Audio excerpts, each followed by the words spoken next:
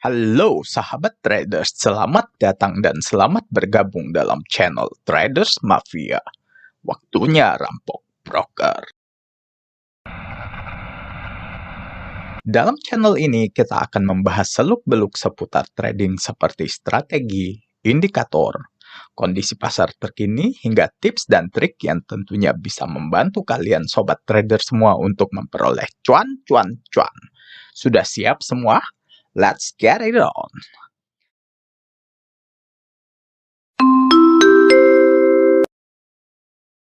Bagi kalian para trader, baik yang sudah lama ataupun yang baru berkutat dalam dunia trading, pasti tidak asing lagi dengan candlestick pattern.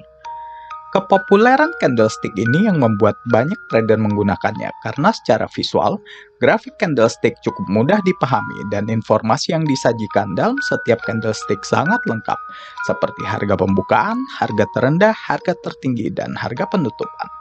Pada pola grafik candlestick ini pula, kamu dapat dengan mudah memanfaatkan peluang pada pasar perdagangan yang sedang berlangsung. Namun, sebelum membahas lebih jauh tentang candlestick, ada baiknya kamu semua mengetahui sedikit mengenai sejarah dari candle chart populer ini. Round 1. Mungkin kalian semua asing atau bahkan tidak pernah mendengar nama Munehisa Homma.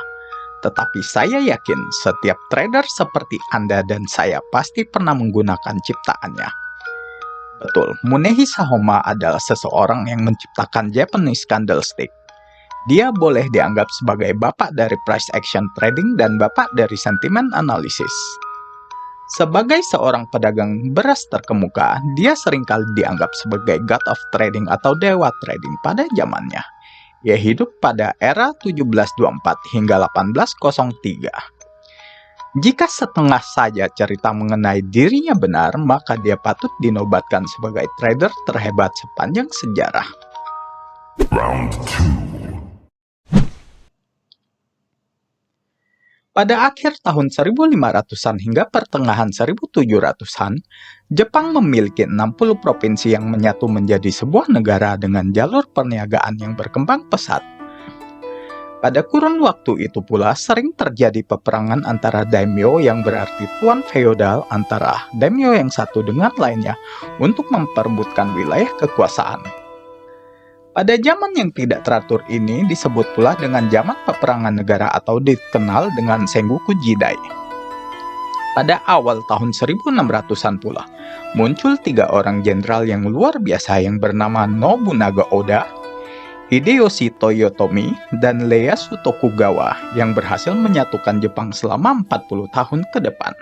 Prestasi dan usaha yang mereka capai selalu diperingati dalam sejarah dan adat istiadat orang Jepang hingga kini. Beberapa orang Jepang mengatakan Nobunaga menumbuk padi, Hideyoshi mengaduk adonan, dan Tokugawa lah yang memakan kuenya. Dengan kata lain, ketiga jenderal inilah yang menyatukan Jepang.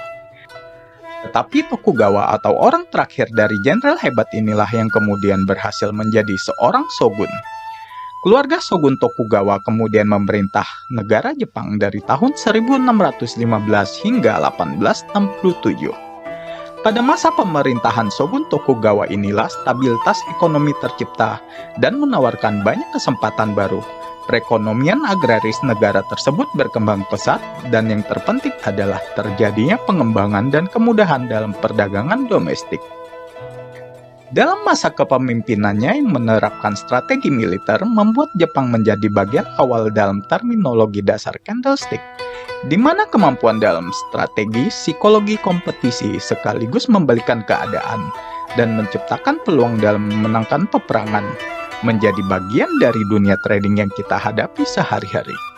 Jadi, tidaklah mengherankan jika dalam pola candlestick kita dapat menemukan istilah night and morning attacks, gravestone, three soldiers pattern, counter attack lines, dan sebagainya. Round 3. Sebelum tahun 1710, rakyat Jepang melakukan transaksi perdagangan beras dengan cara menukarkan beras fisik. Transaksi terjadi dengan cara menawar, meningkatkan nilai pertukaran beras, dan menentukan harga pasar. Setelah mengalami perkembangan zaman dan pergeseran cara bertransaksi hingga tahun 1710, perdagangan beras dengan cara barter ini kemudian mulai menggunakan tanda terima yang dikenal dengan kupon beras.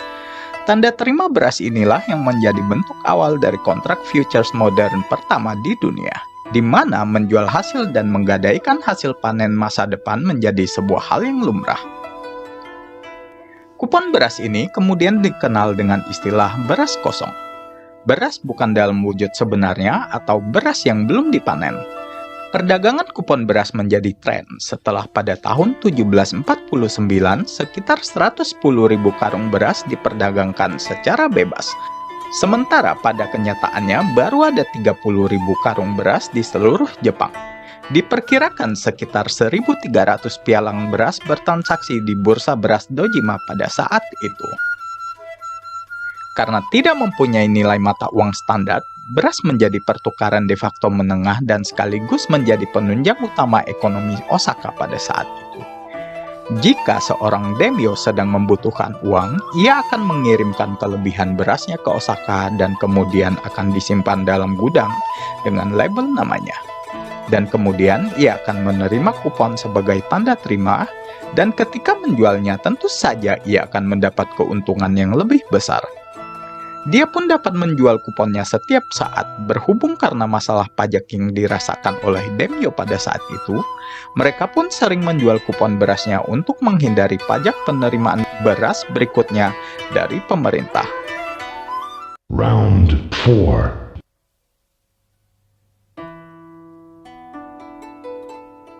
Dari latar belakang tersebutlah kemudian muncul seorang yang bernama Munehisa Homma.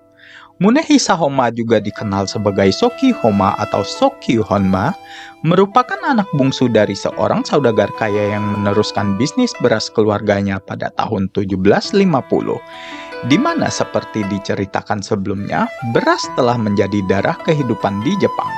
Lebih dari sekedar bahan pangan, beras telah menjadi bagian dari budaya di sana. Desa-desa yang berkembang menyadarkan kehidupannya pada siklus penanaman, pertumbuhan, dan panen beras. Banyak sekali bagian dari siklus tersebut yang dirayakan dengan berbagai pesta, festival, serta upacara seremonial lainnya. Beras merupakan komoditas yang sangat prestisius pada saat itu. Beras tak hanya sekedar komoditas pangan, tetapi juga menjadi sentra kebudayaan bagi orang Jepang. Dari beraslah dihasilkan sake, kue beras, tepung beras, cuka beras, dan masih banyak lagi. Tanaman padi tidak hanya ditanam untuk memperoleh butir padinya, tetapi daun-daunan tanaman yang hijau dan rimbun ketika dikeringkan akan menjadi jerami. Jerami juga merupakan bagian terpenting dalam kehidupan orang Jepang. Dari jerami tersebut, masyarakat desa di Jepang Utara bisa membuat topi, pakaian, peralatan rumah tangga, dan bahkan kertas. Mereka juga bisa membuat perlengkapan ibadah seperti topeng, dekorasi, dan ratusan perlengkapan serta peralatan sehari-hari. Beras adalah penunjang utama perekonomian Jepang pada saat itu. Homma memulai kegiatan berdagang berasnya di sebuah pasar lokal yang bernama Pasar Beras Dojima di Osaka, pada sebuah kota pelabuhan yang bernama Sakata, yang merupakan area pusat untuk mengumpulkan dan mendistribusikan beras selama pemerintahan Shogun Tokugawa. Dikabarkan Homma memiliki kekayaan setara dengan 10 miliar dolar Amerika jika diukur dengan nilai mata uang saat ini dari hasil trading di pasar beras Jepang tersebut. Selama 15 tahun, Homma melakukan riset menggunakan referensi kuno yang meliputi arsip selama lebih dari 1.500 tahun. Dengan merangkum informasi mengenai apa yang ia lihat dan apa yang ia pelajari, dan selalu berusaha untuk menyempurnakan pemahamannya terhadap bahasa aneh yang terdiri dari simbol-simbol. Dia mencatat simbol-simbol tersebut pada sebuah kertas yang terbuat dari tanaman padi yang semuanya digambar sendiri oleh Homma. Simbol-simbol itu dibuat naik dan turun pada permukaan lembaran dalam bentuk putaran dan pola aneh. Kemudian pada bagian bawah dan samping setiap lembaran perkamen dibubuhi dengan angka.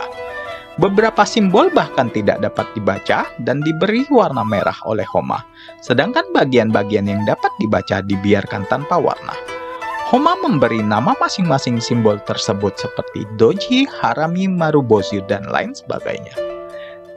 Dan mencari rangkaian berulang pada simbol tersebut, hal itu menjadi pekerjaan yang sangat sulit karena ada banyak sekali simbol.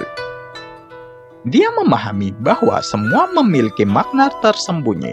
Satu simbol mengindikasikan beberapa kemungkinan, sementara simbol yang lain memiliki arti berbeda. Dari pemahamannya yang terbatas, dia mengklasifikasikan simbol-simbol tersebut ke dalam beberapa kelompok dan membuat kesimpulan mengenai apa yang terjadi ketika sebuah urutan spesifik muncul. Dia lalu menguji urutan-urutannya ini ke dalam risetnya sebanyak ratusan kali dan mengamati terjadinya pengulangan pola yang berulang-ulang. Dan sejak saat itu, terciptalah pola candlestick yang menyajikan informasi mengenai harga pembukaan, harga tertinggi, harga terendah, dan harga penutupan yang hingga saat ini digunakan oleh trader modern di seluruh dunia. Tidak hanya pada pasar komoditi tetapi juga di pasar saham futures maupun forex. Selain mengandalkan pergerakan harga dalam bentuk candlestick, ia dikabarkan juga mendirikan sebuah jaringan pribadi berupa informan yang ditempatkan di atas atap untuk mengirimkan sinyal perdagangan dengan menggunakan bendera di setiap jarak 6 km antara Sakata dan Osaka untuk mengkomunikasikan harga pasar sehingga ia dengan cepat mendapatkan info terbaru tentang harga beras. Dengan bermodalkan kertas perkamen bergambar pola candlestick, Homa dapat memprediksi harga beras di masa depan dan dikabarkan hanya dalam waktu 4 hari saja, Homa telah mengalahkan kartel pedagang beras di Osaka dan merubahnya dari seorang pedagang beras biasa menjadi seorang legenda. Dengan ketekunan dan kedisiplinan Homa, dia berhasil mendominasi pasar beras Osaka dan kemudian dia mulai melebarkan sayapnya ke pasar regional Edo yang sekarang kita kenal sebagai kota Tokyo. Di pasar ini, keberuntungan Homa berlipat ganda. Bahkan dikabarkan Homa pernah membuat 100 keputusan trading yang menghasilkan profit secara berturut-turut. Tak berhenti sampai di sana, kepopuleran Homa menyebar dengan cepat di seluruh negeri Jepang hingga ia dijuluki sebagai The God of Trading. Sampai pada akhirnya dia diangkat sebagai konsultan keuangan nasional oleh pemerintahan Jepang pada saat itu, sekaligus dianugerahkan gelar kehormatan sebagai seorang samurai. Round 5.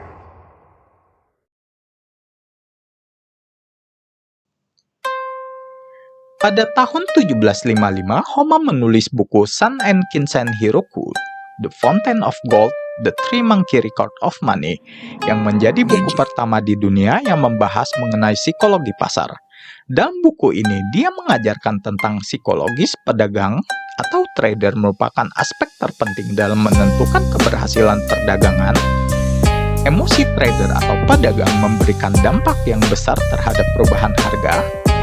Trader yang mampu mengidentifikasi emosi dan psikologi pasar memiliki kemampuan untuk melawan atau mengendalikan pasar.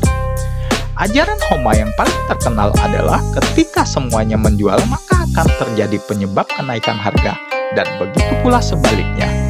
Dia menggambarkan pergerakan harga sebagai sebuah rotasi atau perputaran siklus yin and yang dalam dunia trading. Menurut pengamatan Munehisa Homa, pergerakan harga adalah pertarungan antara yin dan yang. Yin adalah energi tekanan jual, sedangkan yang adalah energi dorongan beli. Yin dan yang saling bergumul setiap hari antara penjual dan pembeli yang menghasilkan pergerakan harga. Ketika energi yin lebih besar daripada energi yang, berarti tekanan jual lebih besar daripada dorongan beli, dan kemenangan energi yin dalam pertarungan ini akan menekan harga semakin turun. Dan ketika hal ini berlanjut, maka akan menghasilkan penurunan tren dalam artian bearish market. Sebaliknya, jika energi yang lebih besar daripada energi yin, berarti dorongan beli lebih besar daripada tekanan jual. Kemenangan energi yang tersebut akan mendorong harga semakin naik, dan ketika kemenangan itu berlanjut, maka akan menghasilkan kenaikan tren atau terjadi bullish market. Bentuk pertarungan antara energi yin dan yang akan menghasilkan pola-pola candlestick yang dimana menurut Munehisa Homma, pola-pola tersebut terus terjadi dan berulang dan memberikan indikasi mengenai energi mana yang diprediksi akan memenangkan perang di dalam pasar. Homma juga mengajarkan cara menggunakan cuaca dan volume dalam beradaptasi dengan kondisi pasar untuk mendapatkan posisi perdagangan yang terbaik. Selain itu, Shoki Homma juga menulis 2 buku lainnya, yaitu Sakata Senjutsu Shokai yang berisi cerita tentang kisah perjalanan hidupnya menuju sukses, dan 1 buku lainnya yang berjudul Homma Shokyu Soba Zanmai Den, yang dimana dalam buku ini diperkenalkan sebuah istilah Sakata Rules. Isi buku ini merangkum penjabaran lengkap dari sistem trading candlestick, yin dan yang, dan psikologis pasar, di mana hukum-hukum pada Sakata Rules ini masih diterapkan hingga kini dan menjadi metode paling populer dalam transaksi baik di bursa saham, komoditas maupun forex melalui pendekatan analisa teknikal.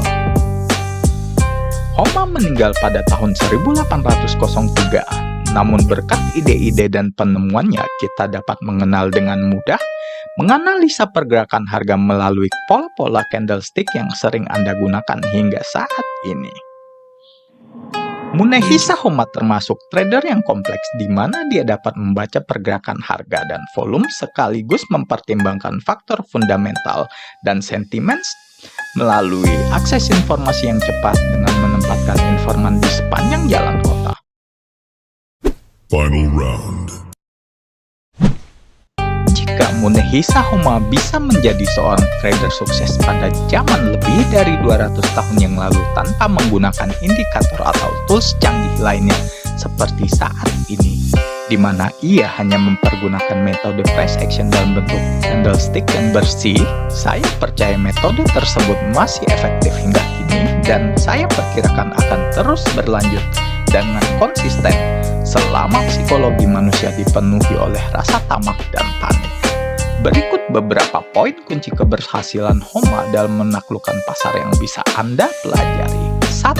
Menjadi pribadi yang berani tampil beda. 2. Untuk dapat menang, Anda harus memiliki keyakinan yang kuat. 3. Untuk menjadi seorang ahli, Anda harus rutin berlatih dan terjun langsung ke dalam dunia nyata. 4. Melakukan riset sebagai pendukung dalam mengambil keputusan. 5. Memberikan apresiasi atas keberhasilan Anda sendiri. 6. Catatkan sejarah kemenangan Anda secara konsisten. Munehisa Homma adalah bukti nyata dalam sejarah bahwa seseorang bisa mencapai kesuksesan dalam trading hanya dengan menggunakan pengamatan pergerakan harga secara sederhana.